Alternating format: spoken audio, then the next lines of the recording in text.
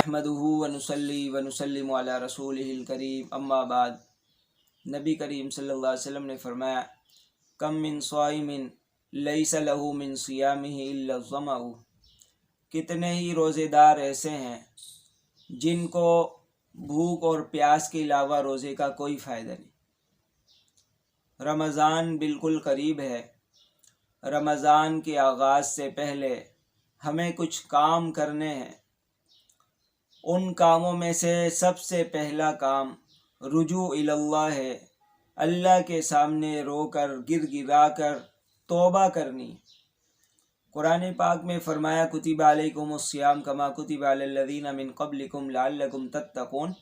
اللہ تعالیٰ نے تم پر روزے فرض کیے تاکہ تمہارے اندر تقوی آ جائے، پرہیزگاری آ جائے، ایسی صلاحیت ہو جائے کہ قدم قدم پر اللہ کا خوف طاری ہو جائے۔ ہر گناہ کرنے سے پہلے اللہ کی عظمت دل میں آ جائے، اللہ کا خوف اور ڈر ایسا آ جائے کہ اس گناہ سے بچ جائے، وہ صلاحیت حاصل کرنی۔ اور اللہ تعالیٰ نے فرمایا، فَفِرُّوا إِلَى اللَّهِ، اللہ کی طرف دوڑ لگاؤ۔ سابقوا إِلَى مَغْفِرَةٍ مِّن رَبِّكُمْ، سبقت کرو رب کی بخشش کی طرف۔ وَسَارِعُوا إِلَى مَغْفِرَةٍ مِّن رَبِّكُمْ، اپنے رب کی بخشش کی طرف تیزی کرو، جلدی کرو۔ اس لیے رمضان سے پہلے اللہ کے قریب ہونا ہے۔ اور اللہ تعالیٰ کن لوگوں کی توبہ قبول کرتے ہیں؟ فرمایا کہ انما التوبۃ علی اللہ، اللہ نے اپنی ذمہ داری لی ہوئی ہے توبہ قبول کرنے کی ان لوگوں کے لیے جو نادانی میں گناہ کر لیتے ہیں، ثم یتوبون من قریب، پھر قریب ہی توبہ کر لیتے ہیں، تو اللہ تعالیٰ ان کی توبہ کو قبول فرماتے ہیں۔ اور فرمایا کہ ولیست التوبۃ للذین یعملون السیئات، ان لوگوں کے لیے کوئی توبہ نہیں جو برائی پر برائی کرتے چلے جائیں، بدکاری سیاہ کاری پر سیاہ کاری کرتے چلے جائیں۔ پھر کیا ہو، حتی اذا حضر احدہم الموت قال انی تبت الآن، اب جب موت کا آغاز شروع ہو رہا ہے، فرشتے نظر آنا شروع ہو گئے، اب وہ کہہ رہا ہے انی تبت الآن، تو فرمایا کہ ولیست التوبہ، ایسے لوگوں کے لیے پھر کوئی توبہ قبول نہیں۔ تو اس لیے رمضان سے پہلے رمضان کے لیے بھرپور تیاری کرنی ہے، خوب توبہ کرنی ہے، پہلے سے ہی اللہ سے تعلق بنا لینا ہے تاکہ رمضان المبارک میں ہمارے اعمال کا معیار اور زیادہ بلند ہو جائے، اور یہ سمجھے کہ یہ میری زندگی کا آخری رمضان ہے۔ ابھی شب برات قریب گزری ہے جس میں لوگوں کے فیصلے ہوتے ہیں، کیا پتہ ہمارے حق میں موت کا فیصلہ ہو چکا ہو، اور کچھ نہیں پتا کہ یہ رمضان بھی ملے گا یا نہیں، آئندہ رمضان تو دور کی بات ہے۔ تو اس لیے اس دعا کا اہتمام کریں، اللہم بارک لنا فی رجب و شعبان و بلغنا رمضان، اے اللہ شعبان رجب میں برکت نصیب فرما، رمضان تک پہنچنے کی توفیق نصیب فرما۔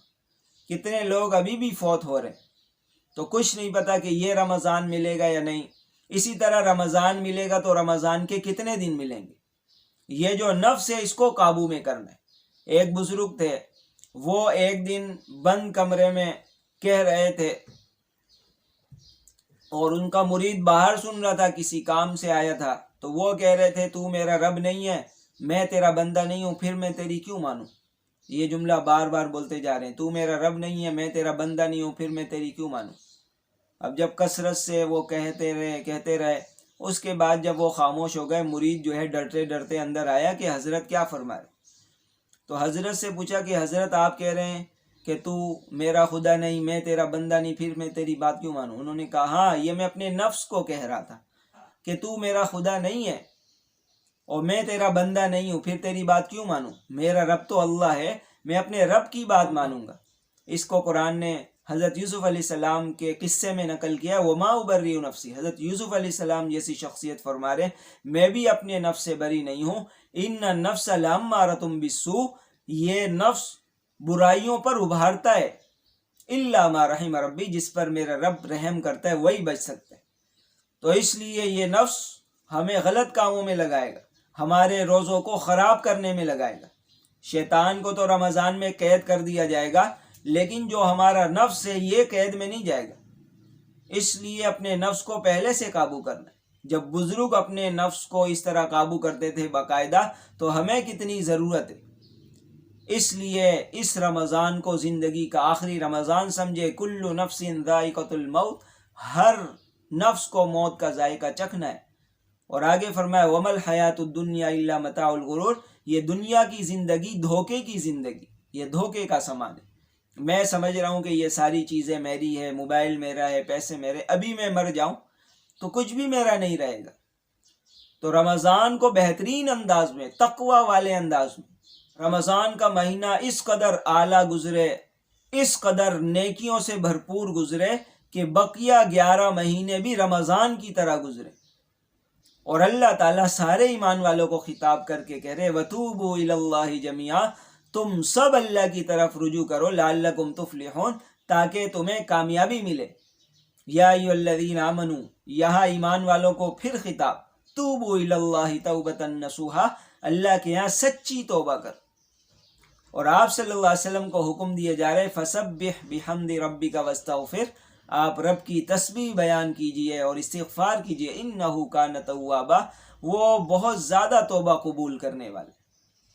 تو توبہ، نبی کریم صلی اللہ علیہ وسلم نے فرمایا کل بنی آدم خطاء، ساری آدم کی اولاد خطا کرنے والی، سب سے غلطیاں ہوتی ہیں، بھول چوک ہوتی ہے۔ اور فرمایا کہ وخیر الخطائین التوابون، خطا کرنے والوں میں سے سب سے بہترین لوگ وہ ہیں جو توبہ کر لیتے۔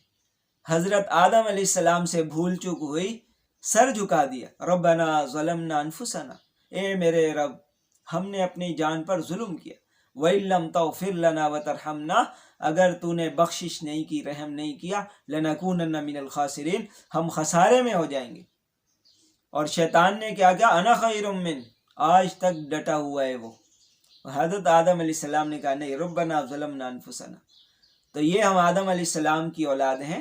آدم علیہ السلام کے نقش قدم پر چلتے ہوئے ہر بھول چوک پر، ہر کمی کوتاہی پر استغفر اللہ، اے میرے پروردگار ہماری بخشش پر، یہ ہم کہیں گے۔